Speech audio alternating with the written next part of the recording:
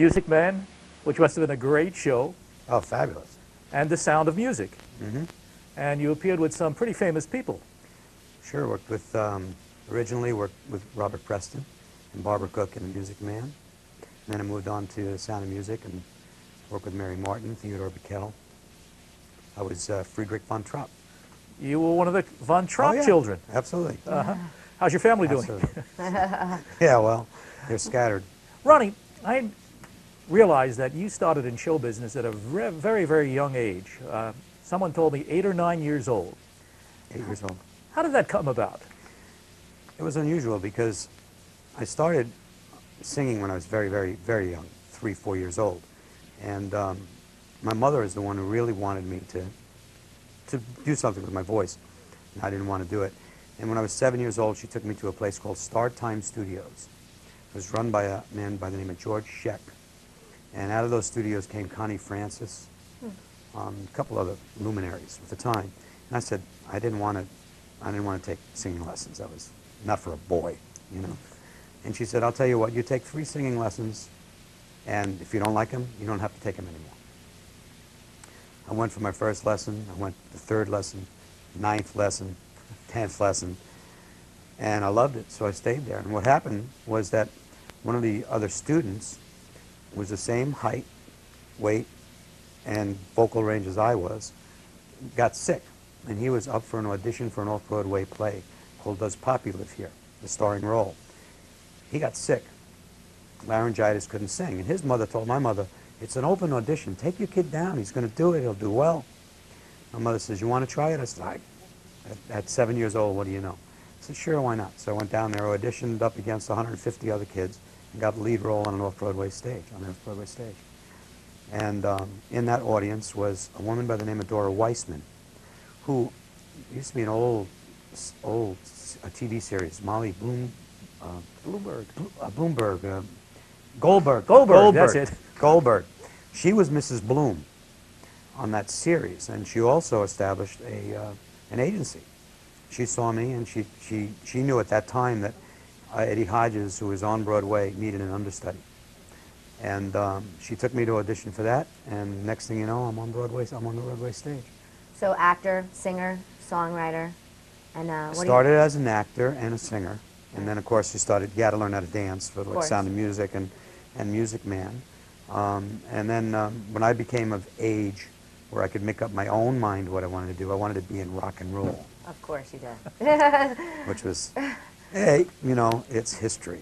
I became a staff songwriter for Kama Sutra Records, also for Chappelle Music here in Manhattan. Then I moved to L.A. and I became a single entertainer, and I've been doing that for a lot of years now. About 3 years ago, I started to write a Broadway musical, and it's now completed. It's called It Should Have Been Carnegie Hall, and it's based on the life of my grandfather, who was a guitar player on 41st Street and 10th Avenue. For a bottle of wine and for whatever change they'd throw at him. He actually gave me the gene, is what I've learned. And I'm really here because it's in my blood. I decided at that point that I was going to come back to New York because this is my home. I was born and raised here, and so many great memories. And I've been trying to do that. And of course, in that attempt to come here, there's always those things in life that prevent you from doing what you want to do.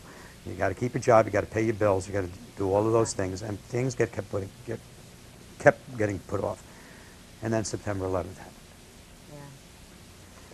And I don't think I ever felt so lost as to be there and watch my city that happened to my home. I never felt more like a New Yorker, and yet I never felt more like an outcast.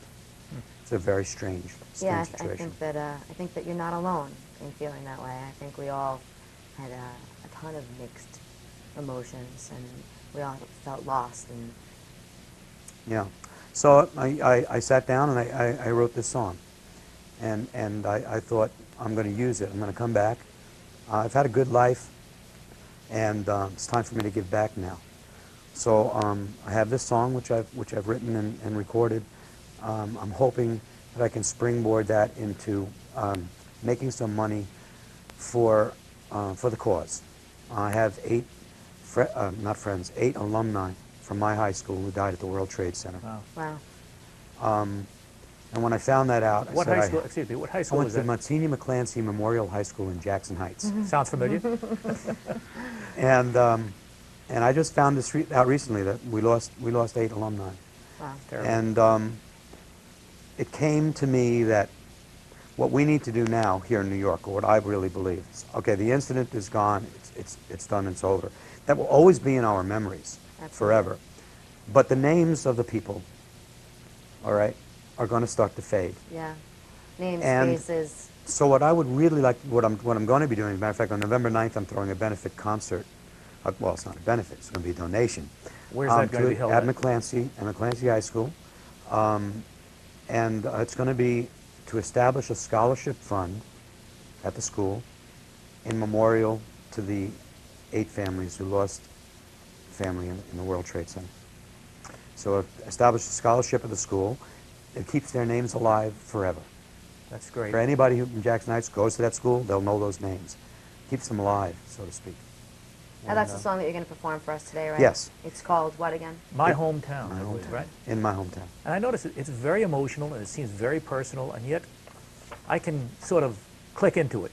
It reaches deep down into my heart, and I'm a rather emotional guy, even though I don't show it all the time.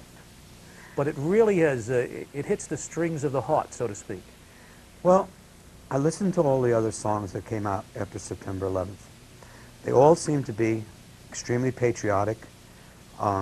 They tried to build up the American spirit, or they dealt with the devastation of that day. I thought there needed to be a song that for the future will always chronicle the history of the World Trade Center from the beginning to the end. And I think that's a great thing, and you people are going to be entertained to a great music, sad, and basically historical. It's sort of like an old Western, as you put it before. It's like a Western ballad where they used to tell the story from the beginning to the end. Well, basically that's what the song is. Thank you, Ronnie. We'll be right back, and you'll see Ronnie perform.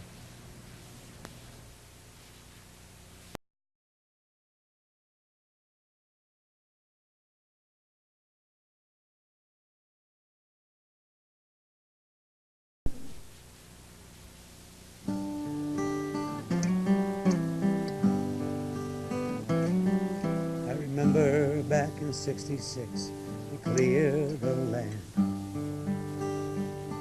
and the people screamed in anger to protest the plan. The tractors and the loaders made a mighty sound. It'll never be the same again in my hometown.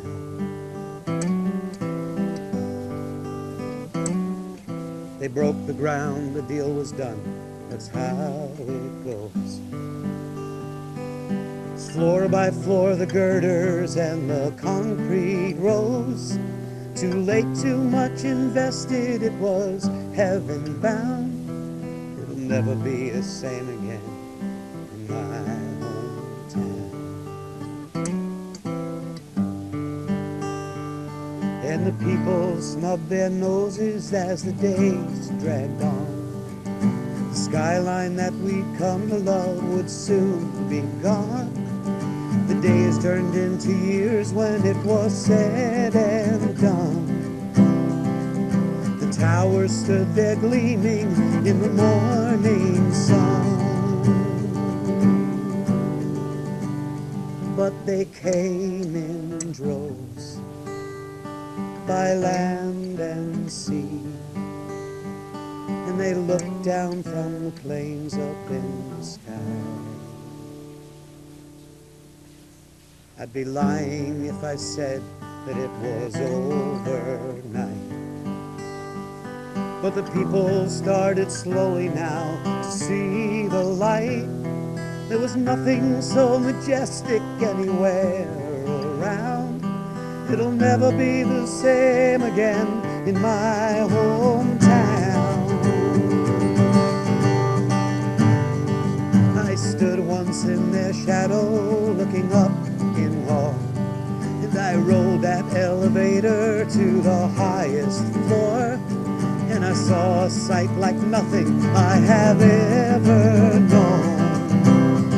And I held my breath and looked down on my home, sweet home.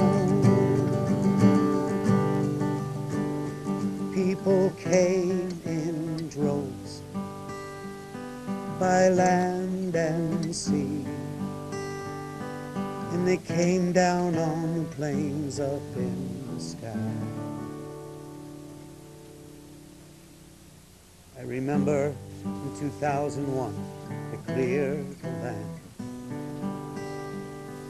and the people stood in silence, tried to understand. The tractors and the loaders made a mighty sound. It'll never be the same again in my hometown.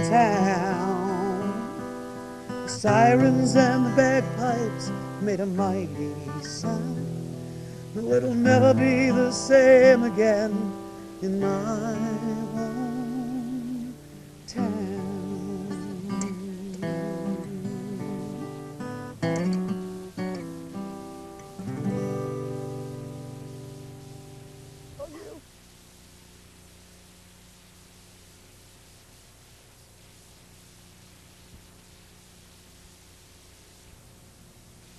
It's almost time to say farewell, and I'd like to thank our guests. Craig, it's been a pleasure. Thank you. Ronnie, it's been a pleasure.